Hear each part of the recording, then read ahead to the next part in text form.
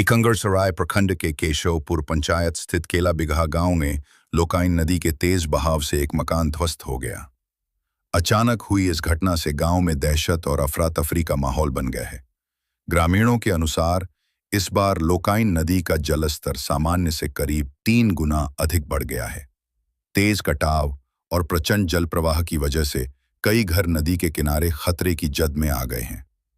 प्रभावित परिवार खुले आसमान के नीचे रात गुजारने को मजबूर हैं और प्रशासनिक मदद का इंतजार कर रहे हैं। गांववासियों ने बताया कि कटाव स्थल पर लगातार खतरा मंडरा रहा है। यदि समय रहते बचाव और कटाव रोधी कार्य नहीं किए गए तो कई और घर नदी की चपेट में आ सकते हैं। ग्रामीणों ने जिला प्रशासन से तुरंत राहत सुविधा मुहैया कराने और स्थायी कटाव रोधी उपाय शुरू करने की मांग की है। मैं मंडाच पंचायत के लाला बिगहा गांव के सामने खड़ा हूं।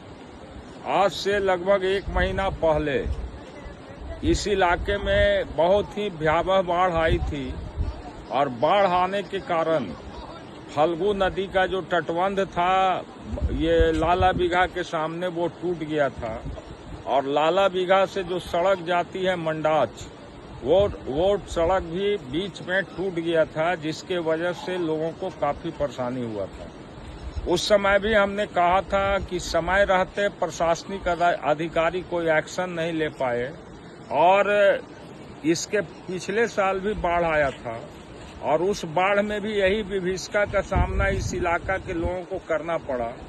लेकिन उसके बावजूद भी सरकार और प्रशासन के लोग आंख में तेल डाल करके सोए हुए रहे, जिसका परिणाम है कि आज इलाके में पुनः बाढ़ की समस्या उत्पन्न हो गई है।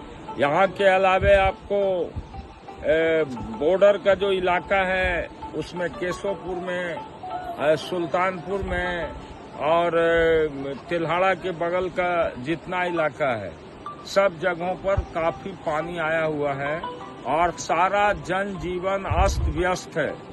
कोई भी प्रशासनिक पदाधिकारी घटना स्थल पर मौजूद नहीं है। आप सामने देख रहे हैं कि पुल टूटा हुआ है और गांव के लोगों का शिकायत है कि गांव में भी पानी घुस रहा है, लेकिन पदाधिकारी अभी तक यहां देखने के लिए नहीं आए हैं।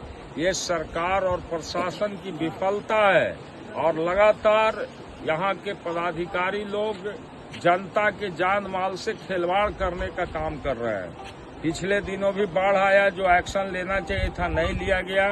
तटबंध को मरम्मती यदि समय पर करा दिया जाता तो पिछले दफा जो नुकसान हुआ वो नहीं होता।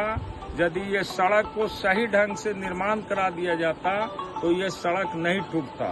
इसलिए हम सरकार और प्रशासन से मांग करते हैं कि अविलंब इस इलाके में जहां भी पानी की समस्या है उसका निकास का व्यवस्था कराया जाए और एनडीआरएफ का टीम भेजा जाए जान माल की क्षति की रक्षा के लिए।